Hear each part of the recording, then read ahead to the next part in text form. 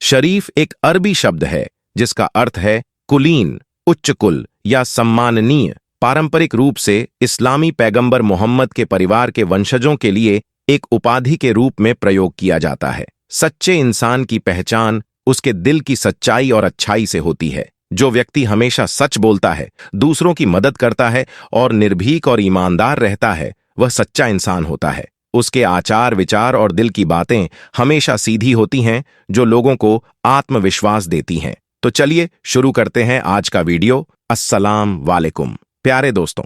एक आदमी सूखे पत्ते की तरह इधर उधर भटक रहा था। उसका नाम यूसुफ था और अपने नाम की तरह ही वह शरीफ इंसान था। चलते चलते यूसुफ थक गया था। अचानक उसकी आंखों के सामने अंधेरा छा गया और वो लड़खड़ाता हुआ जमीन पर जा गिरा। वह जहां गिरा था वहां एक दरवाजा था। यूसुफ दरवाजा पकड़कर खड़ा हो गया। उसने सर उठाकर दरवाजे की तरफ देखा तो वह एक मस्जिद का दरवाजा था, लेकिन उस दरवाजे पर एक बड़ा सा ताला लगा हुआ था। यूसुफ की हालत बहुत बुरी थी। भूख की वजह से उसका बुरा हाल था और ऐसे वक्त में आदमी सिर्फ और सिर्फ रोटी के बारे में ही सोचता है। लेकिन वह सच्चा और शरीफ ईमानदार इंसान था, पक्का मुसलमान था। उसने मस्जिद के बंद दरवाजे को हैरत से देखा और सोचने लगा कि दरवाजा बंद क्यों है।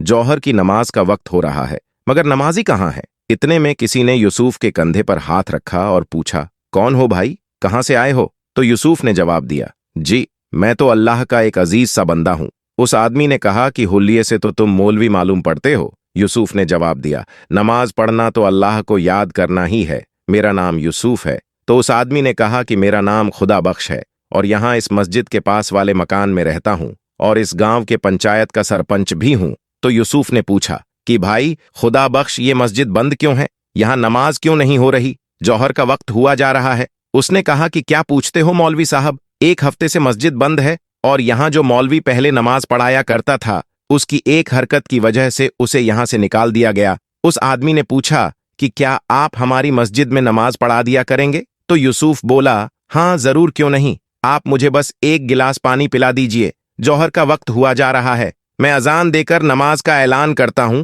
तो वो आदमी जिसका नाम खुदा बख्श था, उसने कहा कि आपके चेहरे से तो लग रहा है कि आपने कई दिनों से कुछ खाया नहीं है। पहले आप रोटी खा लीजिए, उसके बाद अजान दीजिएगा। यूसुफ ने कहा, नमाज पढ़ने और पढ़ाने के लिए रोटी की नहीं, ईमान की जरूरत होती है। नमाज पढ़ने के बाद ही रोटी खा लूंगा। खुदा बख्श ने अपनी जेब से चाबी निकाली और मस्जिद का दरवाजा खोल दिया। दरवाजा खोलते ही यूसुफ मस्जिद में दाखिल हो गया। इतनी देर में खुदा बख्श एक गिलास ठंडा पानी लेकर आया। यूसुफ ने फर्श पर बैठकर पानी पिया और उसके बाद वजू किया। और जैसे ही अजान की आवाज गांव वालों ने सुनी तो गांव के कई मर्द नमाज पढ़ने के लिए मस्जिद की जानिब चल दिए। यूसुफ की आवाज में एक सोज था। उसकी अजान गांव के हर शख्स के दिल में उतरती जा रही थी। अजान पूरी होने के बाद कई नमाजी मस्जिद के सहन में जमा हो चुके थे। सब लोग नए मौलवी की आमद से खुशी का इजहार कर रहे थे। गांव के लोगों ने यह बात खास तौर पर महसूस की कि नया मौलवी जवान है लेकिन बहुत कमजोर है, और जवान होने के बावजूद नए मौलवी की आंखों में शर्म है। नमाज पढ़ने के बाद खुदा बख्श अपने घर से खाना लेकर आया और यूसुफ के सामने रखा। यूसुफ ने सबसे खाना खाने के लिए पूछा, लेकिन सब ने कहा कि हम अपने घर से खाना खाकर आए हैं। यह सुनकर यूसुफ ने बिस्मिल्लाह पढ़कर खाना खाना शुरू किया। कई दिन बाद उसे खाना मिला था, तो लिहाजा हर निवाला उसके हलक में फंस रहा था। खुदा बख्श बोल के, मौलवी साहब, मस्जिद के साथ एक कमरा बना हुआ है, आप वहां रह सकते हैं। यूसुफ ने कहा कि मैं मस्जिद में नमाज पढ़ाने के अलावा बच्चों को कुरान भी पढ़ाया करूंगा और उनको दुनियावी तालीम भी दूंगा। खुदा बख्श ने जवाब दिया, माशा अल्लाह, अल्लाह आपको इज्जा दे। खुदा बख्श के जाने के बाद यूसुफ कमरे में गया और जैसे ही खिड़की खोली तो फौरन उसे बंद कर दिया, क्योंकि खिड़की से खुदा बख्श के घर का सहन साफ नजर आ रहा था। वहां एक जवान लड़की सहन में झाड़ू दे रही थी। अब जैसे ही यूसुफ ने खिड़की खोली तो उसकी नजरें भी उस लड़की से जा टकराई गईं और लिहाजा घबराकर यूसुफ ने खिड़की बंद कर दी। खिड़की बंद करके बिस्तर पर आकर बैठ गया। कुछ महीनों में ही यूसुफ की सारे गांव में इज्जत होने लगी। लोग कहते हैं कि मौलवी जवान तो है, मगर नीयत में खोट नहीं है। पराई बहू बेटियों को जरा भी आंख उठाकर नहीं देखता। और उस दिन के बाद यूसुफ ने अपने कमरे की खिड़की दोबारा कभी नहीं खोली। वो सारी सारी रात गर्मी में गुजार देता, मगर खिड़की ना खोलता। हर नमाज के बाद यूसुफ अल्लाह से गिड़गिड़ाता कर दुआ मांगता कि अल्लाह, मेरी नीयत में खोट नहीं है, लेकिन ये मजहर जवानी मेरा पीछा नहीं छोड़ता है। ये मुझे बार बार बहकाती है। जब तक मैं किसी शरीफ जादी से निकाह न कर लूं, तू मेरी हिफाजत फरमा, मुझे हर किस्म के गुनाह से बचा। रोते रोते यूसुफ की दाढ़ी आंसुओं से तर हो जाती है। एक दिन असर की नमाज के बाद खुदा बख्श घबराया हुआ मस्जिद में आया। यूसुफ मस्जिद में बैठा कुरान पाक की तिलावत कर रहा था। वो कहने लगा, बेटा जरा मेरे बेटे हंसू को आकर देखो, वह अजीब अजीब हरकतें करने लगा है। कभी वह अपना सिर दीवारों से टकराने लगता है तो कभी उसके मुंह से अजीबो गरीब आवाजें निकलती हैं। जल्दी चलो बेटा, मेरे बेटे को देख लो, उसकी मां बहुत परेशान है। यूसुफ खुदा बख्श के साथ उसके घर की तरफ दौड़ पड़ा। जब कमरे में दाखिल हुआ तो उसने देखा कि 14 साल का एक लड़का चारपाई पर लेटा है। उस लड़के के हाथ पैर चारपाई के साथ बंधे हुए हैं। उसके सिरहाने उसकी मां बैठी हुई है और पास ही में वह लड़की खड़ी है जिसे यूसुफ ने पहले दिन खिड़की से देखा था। यूसुफ की नजर पड़ी तो उसने फौरन अपनी आंखें नीचे कर लीं और उसने कहा कि मुझे एक गिलास पानी लाकर दो। यूसुफ को पानी का गिलास दे दिया गया। अब आप लोग दीवार के साथ खड़े हो जाइए और कोई भी मेरे काम में दखल नहीं देगा। इसके बाद यूसुफ ने हंसू के हाथ और पैर खोल दिए और फिर कुरानी आयत की तिलावत शुरू की। यूसुफ ने बुलंद आवाज में कुरान मजीद की तिलावत शुरू की। यूसुफ इलाज कर ही रहा था कि हंसू के मुंह से एक अनजानी कड़क आवाज निकली। कौन है तू? क्यों मुझे तंग कर रहा है? यूसुफ ने कहा। तू कौन है? इस मासूम बच्चे को क्यों तंग कर रहा है? जिन्न जोर से दहाड़ा और बोला, इस बच्चे ने, इसके दोस्तों ने मुझे बहुत परेशान किया है, मुझे जख्मी किया है। तो यूसुफ बोला कि इस बच्चे ने तुम्हें तंग कैसे किया? तुम्हें कैसे जख्मी किया था? तो वो जिन्न ने बोला, कल जब मैं इस गांव से गुजर रहा था उस वक्त मैं एक जानवर के रूप में था, तो इसने और इसके शरारती दोस्तों ने मुझ पर पत्थर बरसाए। यूसुफ बोला कि हां, यकीनन इन्होंने गलती तो की है, लेकिन इनकी गलती की मैं तुमसे माफी मांगता हूं और यकीन दिलाता हूं कि आइंदा यह कभी किसी बेजुबान को तंग नहीं करेंगे। हंसू को सजा मिल चुकी है, मेहरबानी करके अब तुम इसे छोड़ दो। तुम्हें कसम है। बचा हुआ पानी उसके ऊपर डाल दिया। पानी डालते ही हंसू के मुंह से एक जोरदार चीख निकली और वह तड़पने लगा और कहने लगा कि हाय हाय जालिम, मुझे मार डाला, जला डाला, ये अच्छा नहीं किया तूने। इसके बाद यूसुफ हंसू की तरफ बढ़ा और कहा कि तुम अब कैसे हो? तो उसने कहा, मैं ठीक हूं। खुदा बख्श ने कहा कि मौलवी बेटा, तुम्हारा बड़ा एहसान है हम पर। तो यूसुफ ने कहा, मैंने कोई एहसान नहीं किया है, ये तो अल्लाह पाक की कलम का असर है, हालांकि पाक कलम में बहुत बरकत है।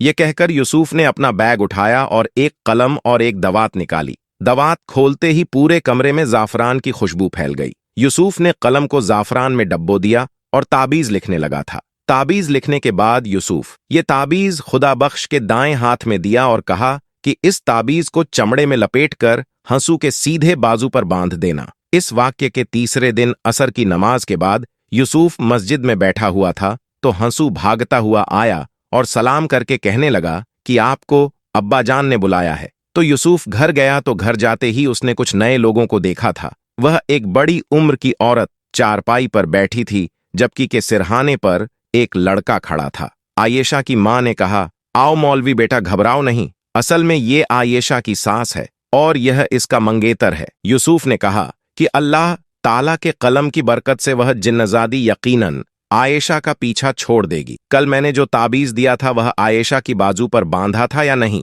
तो उसकी मां ने कहा कि मौलवी बेटा, मैंने तो रात को ही उसके दाएं हाथ पर ताबीज बांध दिया था, लेकिन सुबह देखा तो वह ताबीज उसके बाजू पर नहीं था। आयेशा से भी पूछा, मगर उसे भी मालूम नहीं था कि रात के वक्त यह ताबीज कहां गया। इसके बाद यूसुफ सबके साथ कमरे में चला गया और इलाज शुरू कर दिया और कुरान पाक की तिलावत और वजीफा पढ़ता रहा और उसे कहने लगा कि तू जिन्नजादी है, औरत है, इसलिए मैं शराफत से कह रहा हूं कि इसे छोड़ दे, इसकी शादी होने वाली है। अगर तूने इसे नहीं छोड़ा तो यह सुनकर वह बोली कि शादी, वह भी इस लड़की की भूल जाओ, क्योंकि वह शख्स जो कि इस लड़की से शादी करेगा वह शादी की पहली रात ही दर्दनाक मौत से मारा जाएगा और यह मेरा वादा है और यह पत्थर की लकीर है। उसकी बात सुनकर उसकी होने वाली सास और मंगेतर का रंग सफेद पड़ गया। इतने में आयेशा अचानक अपनी जगह से चलती हुई दीवार की जानिब बढ़ी और डंडा लेकर उसके होने वाले शौहर और उसकी मां को मारने लगी और कहने लगी, तू मुझसे शादी करेगा? इतने में आयेशा के मां बाप आयेशा से डंडा छीनकर उसको काबू करने में लगे और उसको कमरे में बंद कर दिया। इसके बाद आयशा की होने वाली सास कहने लगी कि माफ करना भाई साहब, आज मैं यह मंगनी तोड़ती हूं, मुझे नहीं करवानी अपने बेटे की शादी तुम्हारी इस बेटी से। यह कहकर वह दोनों माँ बेटा अपने घर चले गए। आयशा के माँ बाप परेशान हो गए। यूसुफ ने थोड़ी देर इंतजार किया, फिर अपना बैग संभाला और सलाम करता हुआ घर से बाहर निकल गया। यूसुफ परेशान रहा। उसकी समझ में नहीं आ रहा था कि यह जिनजादी कितनी ताकतवर है जो उसके वजीफे के बाद भी आयशा पर कब्जा जमाए बैठी है। यूसुफ के जायली वजीफे का भी उस जिनजादी पर कोई असर नहीं हुआ। दोस्तों, यहां पर हम आपको बता दें कि आयशा पर किसी जिन्नजादी का असर नहीं था, वह तो बस ड्रामा कर रही थी। अगली सुबह यूसुफ बच्चों को कुरान मजीद पढ़ा रहे थे कि अचानक हंसू भागता हुआ आया और कहने लगा कि मौलवी साहिब जल्दी चलो, और उसकी बहन की तबीयत फिर खराब हो गई है। यूसुफ जब उनके घर पहुंचा तो आयशा की मां ने कहा कि बेटा, मेरी बेटी ठीक तो हो जाएगी ना, एक जिन्नजादी की उसका पीछा छोड़ेगी। यूसुफ ने कहा कि आप फिक्र ना करें, ये जिनजादी जल्दी आयशा का पीछा छोड़ देगी। अल्लाह तेरी जबान मुबारक करे बेटा, मेरी बेटी तो पूरे गांव में बदनाम हो गई है और ऊपर से उसकी फूफी ने भी रिश्ता तोड़ दिया है। अब तू ही बता कौन करेगा मेरी बेटी से शादी। तो यूसुफ बोले कि अम्मा फिक्र न करे, अल्लाह बेहतर जानता है, और यह रिश्ता खत्म हो गया तो क्या, अल्लाह इससे बेहतर रिश्ता भेजेगा। आप जाकर आयशा के कमरे का दरवाजा खोले। आज मैं ऐसा वजीफा करूंगा कि वो जिनजादी चीखती हुई बाहर आ जाएगी और मेरे साथ कमरे में कोई नहीं होगा। शायद यूसुफ को उस पर शक हो गया था। अब क्योंकि यूसुफ भी बड़ा नेक इंसान था और उस लड़की की हालत भी दिन ब दिन खराब होती जा रही थी, इसलिए यूसुफ आहिस्ता से चलता हुआ आयशा की चारपाई के पास आया और आयशा चारपाई पर बैठी हिल हिल कर अल्लाह की वील्ह कर रही थी। यूसुफ चारपाई के पास पहुंच गया। थोड़ी देर तक आयशा को देखता रहा और फिर बोला, आयशा अब तुम ये नाटक बंद कर दो, तुम्हारे ऊपर कोई जिनजादी नहीं है, मुझे मालूम है। यूसुफ की बात सुनकर आयशा खामोश हो गई और यूसुफ को घूरने लगी। उसने कहा, तो तुम्हें पता चल गया है कि मैं ड्रामा कर रही थी? यूसुफ ने कहा, हाँ मुझे पता चल गया है, और तूने अपनी आंखें लाल की हैं। तो आयशा ने कहा, मैंने अपनी आंखें ग्लिसरीन डालकर लाल की हैं। यूसुफ ने कहा कि तेरे इस नाटक की वजह से तेरे माँ बाप कितने परेशान हैं। आयशा बोली कि मुझे अफसोस है इस बात का, लेकिन मैं मजबूर थी। मैंने नाटक रिश्ता तोड़ने के लिए किया था। तो क्या तुझे यह रिश्ता मंजूर नहीं था? हाँ, मेरा उसके साथ कोई जोड़ नहीं था। तो यूसुफ ने कहा कि अगर तुझे रिश्ता मंजूर नहीं था तो सीधे सीधे इनकार कर देती, इतना नाटक करने की क्या जरूरत थी? आयशा ने कहा, मेरा रिश्ता तब किया गया था जब मैं झूले में थी और शादी के वक्त भी मुझसे नहीं पूछा जाना था। मैं 10 जमात पास हूं और उसने तो कभी स्कूल की शक्ल तक नहीं देखी। लेकिन अब तेरा क्या होगा? आसपास हर जगह तो तू मशहूर हो गई है कि तू अजीबोगरीब हरकतें करती है। ये सुनकर आयशा कहने लगी, मुझसे शादी वही करेगा जिसे मालूम है कि मेरे ऊपर किसी जिनजादी का कब्जा नहीं है। यूसुफ ने कहा, क्या मतलब? तो लड़की बोली, या तो तू बहुत मासूम है या फिर बन रहा है। यूसुफ बोला, क्या मतलब है तेरा? यूसुफ सब कुछ समझ तो गए थे लेकिन अनजान बन रहे थे। यूसुफ ने कानों को हाथ लगाए और अपना बैग संभालकर कमरे से बाहर निकल गया। क्या हुआ बेटा? आयशा की मां ने कहा। बेटा क्या? जिनजादी ने आयशा का पीछा छोड़ दिया। तो यूसुफ बोला कि जी, बहुत ही जल्दी जिनजादी आयशा का पीछा छोड़ देगी। आयशा की मां परेशान थी कि इससे अब शादी कौन करेगा। फूफी ने तो उसका रिश्ता तोड़ दिया है, आसपास के गांव में तो मशहूर हो गया है कि इस पर जिनजादी है और दूल्हे को यह मार डालेगी। इतने में आयशा की मां बोली, बेटा तुझे तो सब कुछ मालूम ही है ना, तो क्या तू करेगा मेरी बेटी से शादी? यह सुनकर यूसुफ ने कहा कि मैं आपकी बिरादरी का नहीं हूं, कहीं ऐसा ना हो कि आपकी बिरादरी के लोग बुरा मान जाए। लड़की की मां ने कहा कि इस मुश्किल वक्त में कौन सा मेरी बिरादरी मेरे काम आई जो मैं बिरादरी का बुरा मानने के बारे में सोचो। यूसुफ ने कहा, फलां गांव में मेरी खाला रहती है, मैं सवेरे जाकर उनको ले आऊंगा, आप उनसे मेरी शादी की बात कर लेना। यूसुफ ने अपनी रजामंदी जाहिर करते हुए जवाब दिया था, कुरान के मुताबिक जिन्न आग से बनी आत्माएं हैं। अरबी पौराणिक कथाओं में जिन्न को पृथ्वी पर रहने वाली आत्मा माना जाता है जो इंसानों के लिए अदृश्य होती है। कहा जाता है कि जिन्न इंसानों से पहले बनाए गए थे, लेकिन इंसानों को उनसे बेहतर माना जाता है। पैगंबर मोहम्मद को दुनिया का सबसे अच्छा इंसान माना जाता है। वह इस्लाम के संस्थापक और नबी थे। उन्हें एक महान नेता, शिक्षक और समाज सुधारक के रूप में जाना जाता है। उन्होंने अपने जीवन में मानवता के लिए कई महत्वपूर्ण योगदान दिए। पैगंबर मोहम्मद का जन्म ईस्वी में अरब के मक्का शहर में हुआ था। आप यह निर्धारित कर सकते हैं कि अच्छा का अर्थ है ईमानदारी, विश्वसनीय होना और ईमानदार होना। कुछ लोग विनम्रता, उदारता और दयालुता में अच्छाई देखते हैं। दूसरों के साथ सहानुभूति रखने और गैर न्यायिक होने की क्षमता अच्छा होने का एक और तरीका है। तो दोस्तों, ये वीडियो आपको कैसा लगा? अगर पसंद आया हो तो लाइक जरूर करें और चैनल को सब्सक्राइब करना बिल्कुल ना भूलें। खुदा हाफिज।